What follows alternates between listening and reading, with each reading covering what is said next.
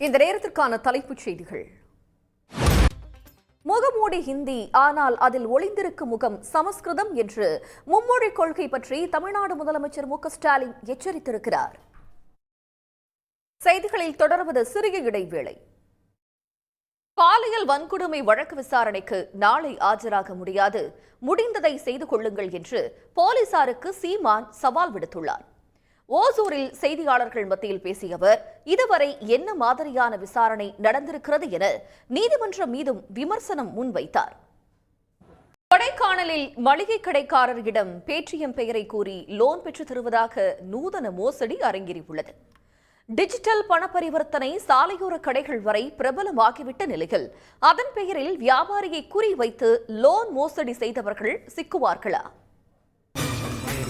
ஈரோட்டில் இன்று அதிகபட்சமாக 99 டிகிரி ஃபாரன்ஹீட் வெப்பம் பதிவாகி இருக்கும் நிலையில் உலகக்கோப்பையை தொடர்ந்து சாம்பியன்ஸ் டிராபி தொடரிலும் ஆப்கானிஸ்தான் அணியிடம் தோல்வியை தழுவி இங்கிலாந்து அணி அரையிறுதி வாய்ப்பை இழந்து தொடரில் இருந்து வெளியேறியது.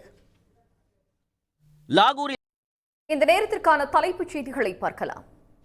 நடிகை பாலியல் வன்கொடுமை வழக்கில் விசாரணைக்கு ஒத்துழைக்காவிட்டால் கைது செய்ய நேரிடும் என்று சீமான் வீட்டில் ஒட்டப்பட்ட சம்மன் கிழிக்கப்பட்டது. இது தொடர்பாக விசாரணை மேற்கொள்ள வந்த காவல் ஆய்வாளரை சீமான் வீட்டு காவலாளி துப்பாக்கி காட்டி மிரட்டி தாக்கியதால் அவரை குண்டுக்கட்டாக தூக்கி போலீசார் கைது செய்தனர்.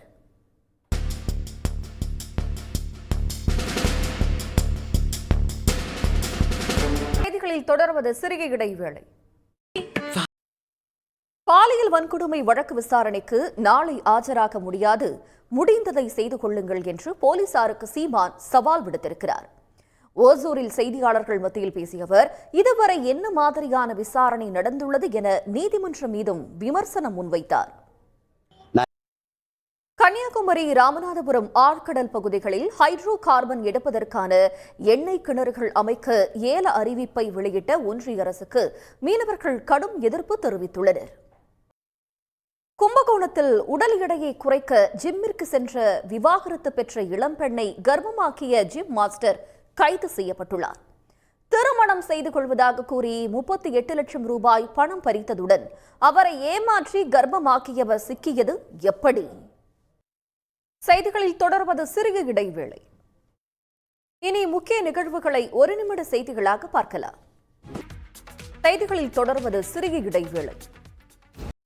அமெரிக்காவில் குடியுரிமை பெற ட்ரம்ப் அறிவித்த 45 கோடி ரூபாய் கோல்டன் விசா திட்டத்தால் இந்தியர்கள் அதிகளவில் பாதிக்கப்படும் அபாயம் உருவாகியுள்ளது. மீண்டும் ஒருமுறை இந்த நேரத்திற்கான தலைப்புச் செய்திகள்.